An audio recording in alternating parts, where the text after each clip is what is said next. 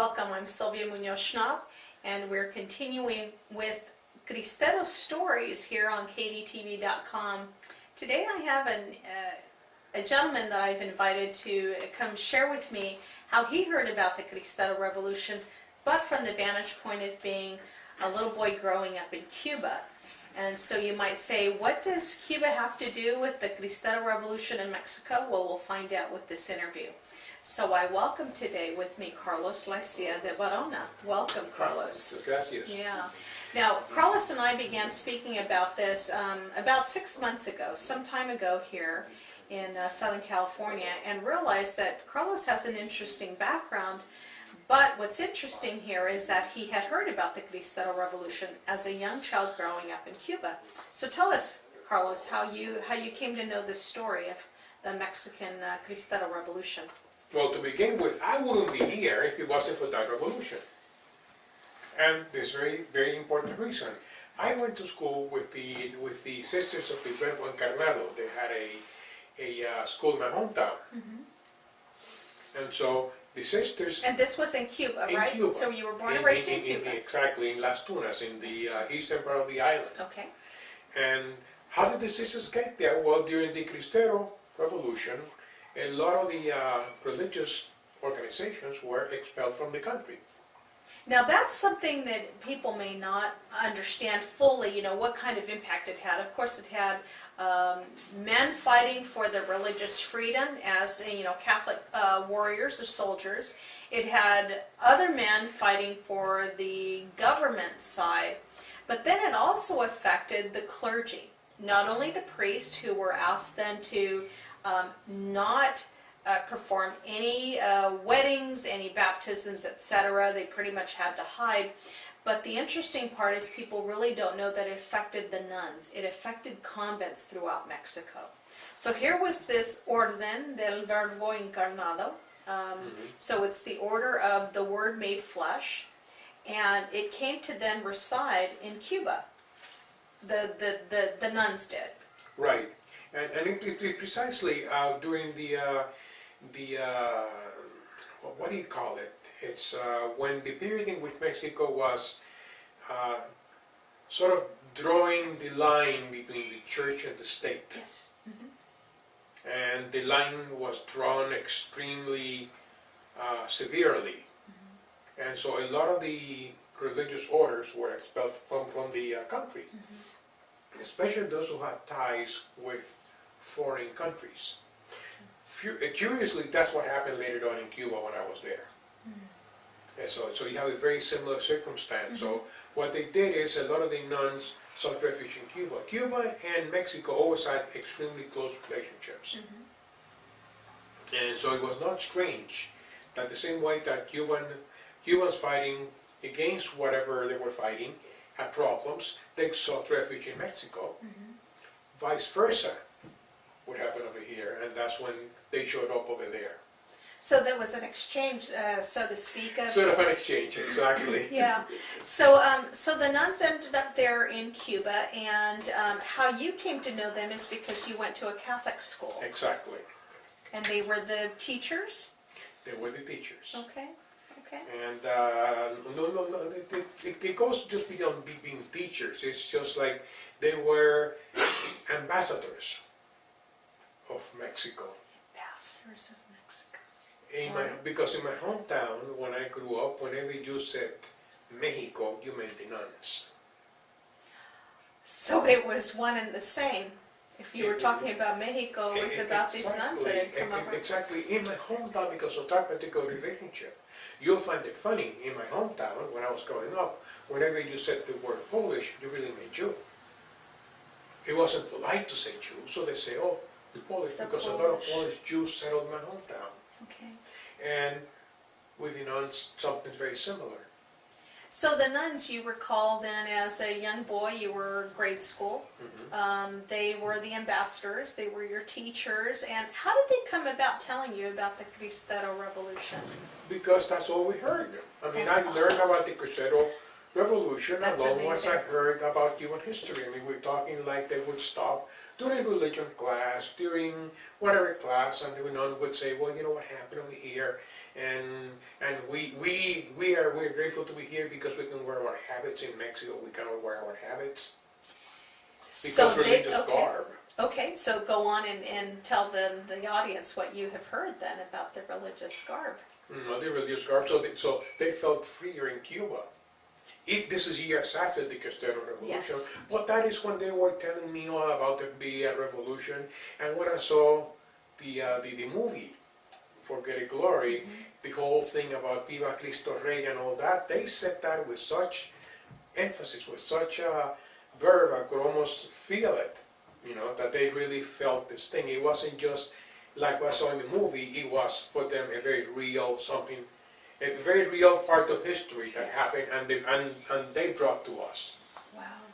And so these nuns ranged in different ages. You even said that, you know, for the first time you actually saw somebody who was native Yes. of Mexico Yes. as a nun. Yes. Because in Cuba you had a different ethnic mix maybe of people there. Yes. And Yes. so these nuns then pretty much stood out. They stood out because they wore habits. Yes. They stood out because they were Mexicans. Mhm. And they stood out because they were maybe some of the ethnic groups Right, of exactly. Mexico Especially too. my favorite nun, because she was always so nice with me, was La Madre Dorotea, Okay. and Dorotea was very much indigenous. Okay, You know, I Okay. remember her face okay, and her voice, how kind she was, and you could tell the whole mix of Mexico, the same way that you can tell in Cuba. So you had some Madre Dorotea who was very much indigenous, and Madre Olivia who was very white. but they were all from Mexico. They were all from Mexico. Okay. You hear the same accent. And so you then as a young boy, because your family was of middle class, that you then traveled with your mother to Mexico City, Yes. and you actually had an opportunity to meet then the mother To the mother house. house Yeah. of this order, and you got then to see what it was all about here in Mexico during that time No, as a no, no, young yeah. kid. It was really fun because I saw like Madre Olivia, who I always seen dressed in little nun habit. You know how we kid him calling penguins and all that. Because they wore a habit of They black were and white? having Black and white. Okay, in Cuba. In Cuba, yes. So what did you see in Mexico then? But in Mexico, she was wearing just a regular dress, except it was black. Okay, So it was a very severe dress with, like up to here, and High collar and high collar long and sleeves. long sleeve, everything. But I was, saying, to my mother, is it La Madre Olivia? Is that Madre Olivia? Yes. and so for you it was different because It was a shock. yeah. And did they explain then why why they dressed kind of like Yes. people in the community? Yes. And it was because they were restricted from It was habits. restricted. In Mexico, you were not allowed to wear, or you were not allowed back then to wear religious garb on the street. And priests were not allowed to wear The colors. Roman collars. They would be wearing a regular business suit. Or a guayabera. That's the case may be. The only difference is just that in Cuba, these were white habits instead of black habits. Okay. Okay. As a concession to the sun, Yes. I guess. Because it's warm, yeah. And so going back then to your school in Cuba, as you attended this, private Catholic school, that was the best school in the area. I mean, so that's what your parents set aside to send you to, a private school, Catholic school. And so your upbringing was, with these nuns in Cuba, and then you said at the beginning of the interview that the Cristero Revolution is really the reason why you actually got to come to the U.S. So tell us a little bit more about that. This is why precisely the nuns went to Cuba originally because of the Cristero Revolution. And being at the school during the revolution in Cuba, and the ending of private schooling, my name was in the rolls of that school. My name was already sent to the mother house, which then related to the order here in the United States. because the nuns have a school in Texas, and that's how my name got onto the Peter Pan rolls, and they knew that my name, I went to Catholic school, so I got one of those visas to come to the States. If you really want to think about it, and we see since the whole topic of illegal immigration now is so prevalent, that visa was basically fake. That visa was a visa waiver done by Senator Smathers with the blessing, of course, of the State Department, and all of these visas went to the kids who went to that school. And the school, what was the name of the school that you were at? That same Orden, the It's Verbo a Encarnado? Colegio Verbo Encarnado. Okay, okay. And the kids there were what age? Were they first grade through? First through sixth grade, the boys. Okay. The girls could stay through bachillerato, high school. Oh, through high school. Okay. Yeah. Okay. As a matter of fact, they even had a small dorm where the girls from families who lived outside of the town could come and stay During the school year. during the school year. Okay, and so they would be taken care of there by the nuns. Okay. How large was the school when you were there? Do you have any recollection of, if you had 20 kids in the class, or it was a smaller, like 10? The classes would vary. Like the younger kids would have 25 to 30. When you get to the higher grades, then you have fewer. Like almost any place. The school in general had about I don't know, about 500 students. I'm guessing because frankly I don't remember. Okay. But judging by the fact that we had 6 grades and about 20, I don't know, you can pretty much figure it out how much it was. As a matter of fact, if things had gone according to their plans, and the plan means that the plans of the diocese where I lived, they were planning to open another high school for boys with the Marist Brothers. To serve the community. Except it never happened.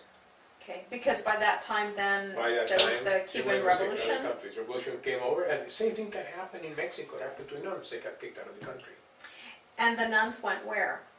Back to They Mexico? went everywhere. Okay. Yeah, whatever the order had a school, that's where they went. Okay, okay, all right. And that's what my recollection is. Okay, and so then continue on just a little bit about the Peter Pan project. It was to safeguard folks who wanted to come out of Cuba during that time, during the transition time from the Bautista regime into the new, and the safety of families. And so you were sent out through Peter Pan because of the nuns. Yes. You got on the list. Yes.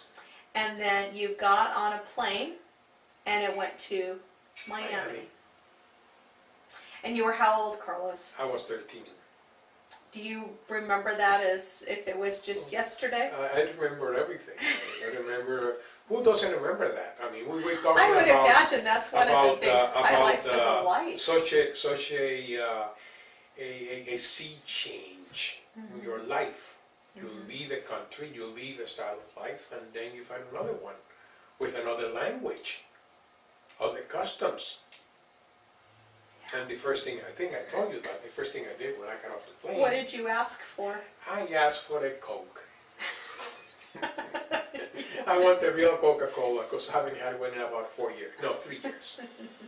Because things had got really difficult in Cuba. It's not really that it got really difficult, it's just that basically in 1960, now remember Castro came to power in 59 after overthrowing the Batista dictatorship.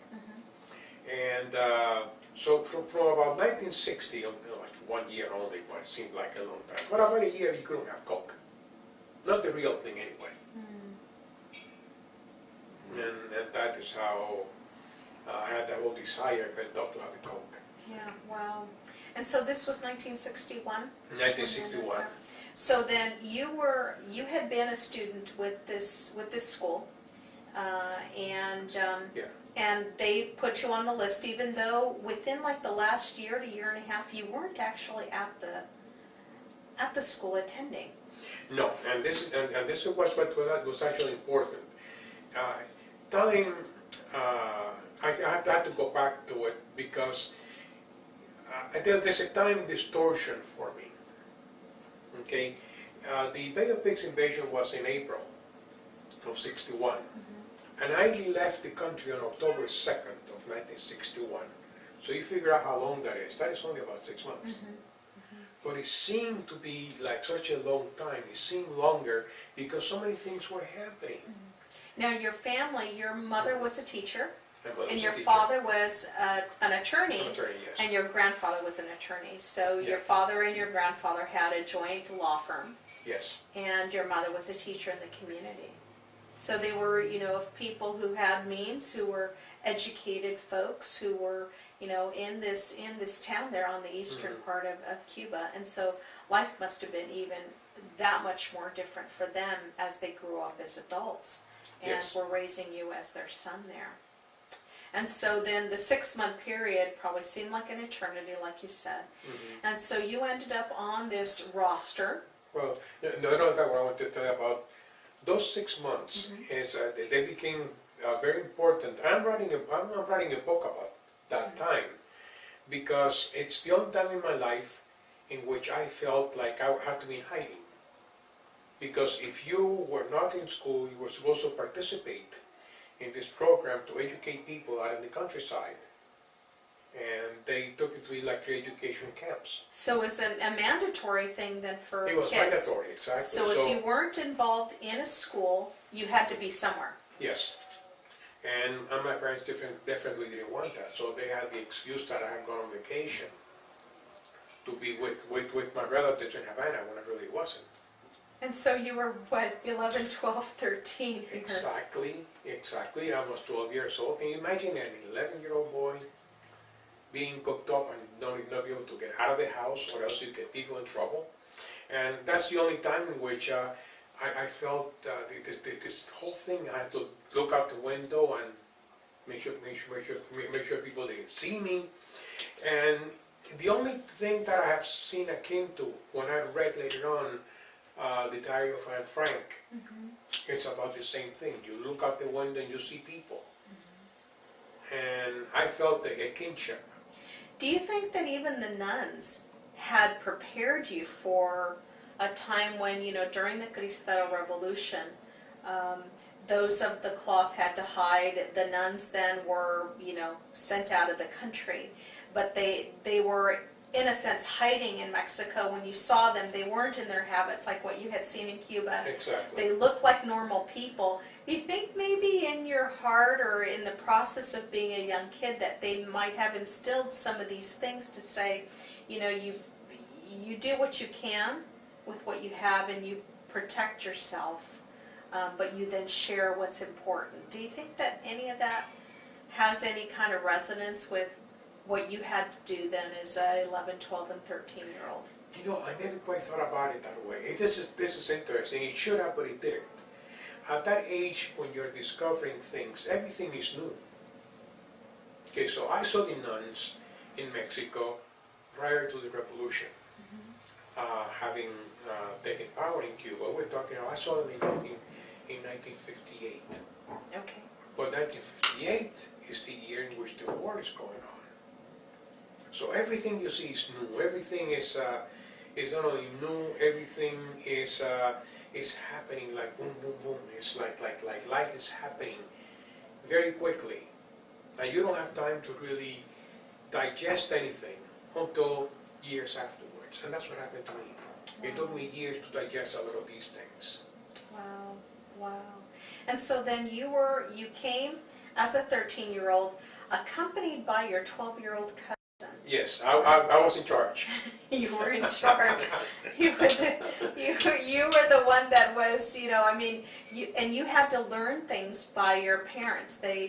Yes. They made you memorize your script. Oh yeah, no. As a young kid. Exactly. We had a script. We weren't supposed to tell people at the airport, especially people in uniform, what we were going to do. All we said is we have to go to Miami to visit an aunt for 2 weeks of vacation. And I repeated that story so many times, it's right here. And of And how course, did your parents tell you in Spanish? What did they say? well, it wasn't so much my parents, so much as just my aunt about my little cousin. Okay. I call it little because at the time, when she's 11 and I am 13, we're talking about quite a bit of a difference. Sure. And now, of course, we're all past 60. But anyway, it says, no le pierdas ni pie ni pisada. Don't take your eyes off her. Keep her with you all the time. Which is what happened at the airport in Miami. I was supposed to simply go in, say I am an unaccompanied minor. I didn't say that. I follow my cousin wherever she went to, so when they call her name, because Sylvia was sitting outside, that's when I went outside with her. And at the airport there was bureaucracies are great everywhere you go. There was a yellow line, okay? So I was supposed to go on this side of the yellow line and go to the unaccompanied minors. No, I followed my cousin across the yellow line. When the door opened and they handed my cousin over to this lady who had come over to pick her up because she wasn't along with Peter Pan, I followed her because I wouldn't let her go. And so then the lady couldn't send me back. He crossed the yellow line. Unbelievable. I mean, we're talking about bureaucracies. Oh my God.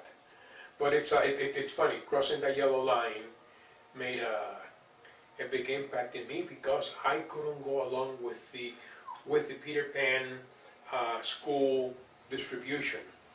By that I meant this, that you went in, you went through Catholic Relief Services. Catholic Relief Services would ask you, what are you? Are you Catholic? Are you Jewish, or are you Protestant? According to what you were sent to a school of that particular denomination or religion that they had already a roster for. They were waiting to get all of these kids out. We're talking about 14,000 children that came Wow. to this one. 14,000 was quite a bit, especially at the time. And so instead of going directly to a school in Detroit or Michigan, or Chicago, like some of my cousins were, I simply bat around Miami in different houses until one of my aunts was located, and I had migrated to the United States a long time ago. So she lived in New Mexico. Okay. And so when they finally located her, she had moved back to Miami, and that's how I lived. That's where you ended up. And not only that, I also discovered something extremely interesting. I went to a Catholic school, of course, in Miami, with the Christian Brothers, La Salle High School. La Salle, okay. Okay, and in La Salle High School, you had the funniest thing is I couldn't believe that Catholicism could be so different. The Catholicism of the nuns and the Catholicism of the brothers was like, wow. Night and day. Night and day completely. They were very much harsh. That's the way you do things. This way, the Irish way. And the nuns were very nice, easygoing Mexican nuns, which means they were very loving. As how they told you, the stories about the nuns and the rulers, that doesn't exist. It's really BS. So don't think like that. They were not like that. They were a heck of a lot kinder. Now the brothers were tough because the brothers had been teaching at the St. Raphael Reform School in Philadelphia. Oh, yeah. Okay. And when you go to St. Raphael, that really toughens you up as a teacher. So we had to be extremely disciplined. Yes, very much so, I would So, imagine. So as we wrap up here, Carlos, anything else that you recall from those days that you want to share with our viewers about that time frame that the nuns shared with you? Anything about what the nuns had taught you during that time? The only thing that really hit me is, number one, is that the whole idea of the Crusader Revolution, I never thought in my life that you could see a Crusader Revolution with that whole theme. And they just did not jive, but it made a big impression. And that's what I saw precisely when I saw the movie with Andy Garcia, who curious, of course, is also Cuban. Interesting. And so when he was talking about it, when he yelled the Viva Cristo Rey and all that, I said, oh my God, that's the way the nuns told me about it. The way that whole emphasis on defending something with that much just passion, right? Not only passion, also literally, which is life or death. And in Cuba, in many ways, when you leave the country because of, I guess, faith for some people, not for everybody. The migration has a sort of a double thing. It's economic and also it's political. And the political implies some of the religious in a way, because even the Industrial Revolution had a lot of political implications besides religious. Yeah. Everything gets mixed up along the way. Yeah. And so leaving Cuba was very similar to that. And when I hear stories that someone, like when I was talking to Javier Gomez, how his grandfather left Mexico during that time, and I could feel some kinship. Yeah. Yeah. And Well- that's why I went there. That's all I went this way. And then, by the way, coming to California here has been almost like coming home. And I describe myself jokingly as a Cuban Rican writer with Mexican roots. and Rican because I lived in a Puerto Rican neighborhood and I lived in Puerto Rico. So even when I speak Spanish, people often don't know where I'm coming from because I have such a mixed accent. It's I borrow words from what I learned in my childhood in Cuba, what I learned from the nuns, and what I learned when I lived in Puerto Rico. So that's me. Those are the Mexican roots of the Cuban Rican writer, because I'm a writer, I'm a journalist. Carlos, thank you so much for sharing your story today and pleasure. for helping then our viewers around the world and on the internet on kdtv.com realize just the significant impact of the Cristero Revolution, even for a young boy growing up in Cuba. So thank you so much for joining My us. pleasure. Thank you.